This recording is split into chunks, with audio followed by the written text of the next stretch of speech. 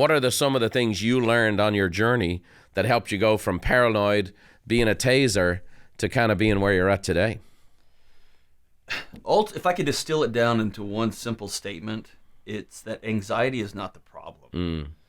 It is simply an alarm system letting us know that one of three things.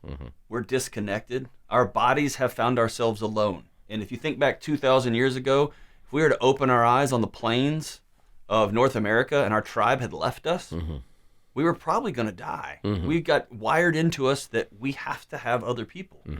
And so that's number one, if you find yourself lonely. And by the way, we live in a world now, we've outsourced all of our human connection to these dumb little digital boxes. Right. And so we're exchanging communication with one another. We're exchanging information, but we are not connecting. So it's either... And we also mandated these things. I have a good friend of mine, Irish guy, brilliant guy, went to Australia, built a business. They have, we have a lot of Australian leaders and listeners, and I'm probably take some flack for this, but they have the harshest, most stringent lockdown measures, it seems, anywhere in the world. That's right. And this guy's like, he talked to me the other day and he called me.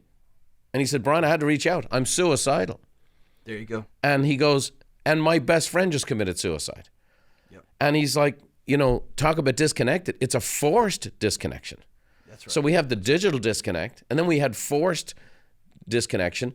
I just did an event in Anaheim here a couple of weeks ago. And we're in California, and it's not the greatest with the policies here either. And I'm going to tell you this. I had about 1,000 people in the ballroom, and these are people who've been to many, many, many events with me. And it was like trying to reteach people how to connect with one another. That's right. And by the way, at the end of the event, these people were on fire because they kind of remembered.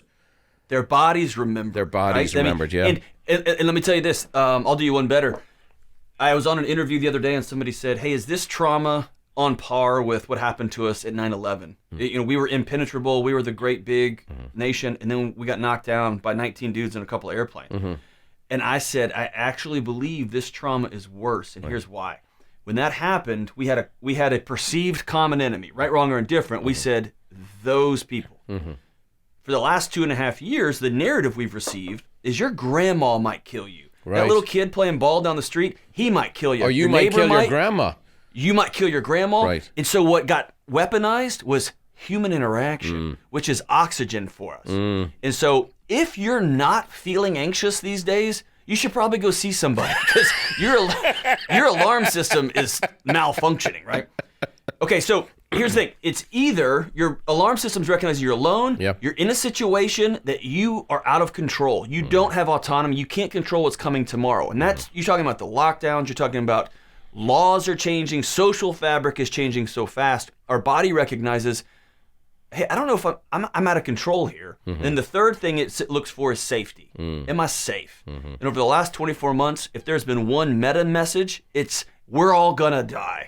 And we're all gonna kill each other. And if we don't kill each other, it's because that person, it's just been this mega, you're not safe. And if we look back 15, 25 years ago, the media infrastructure shifted to go from passing along information to generating eyeballs, right? The attention economy, we all know about that. But it became about, hey, I need you to click on this, not learn from this. And the way I can get you to click is if I can tap into some ancient tech in your brain that lets you feel like you're not safe. That guy's going to get you, that group of people hate you, that you should hate them. And we have just created a fear economy, and our poor little brains, our brains are designed for this. We open our eyes in our cave, and there's a tiger at the front of the cave. And we look at it, and it says, run, pick up a stick and hit it, or just freeze. And maybe it'll just eat your leg off and you can survive another day. It's not designed for 1,000 tigers in our bed with us 24/7, 365. And we just rattle in them. We just are melting our poor little brains. It's not designed for the world we've created.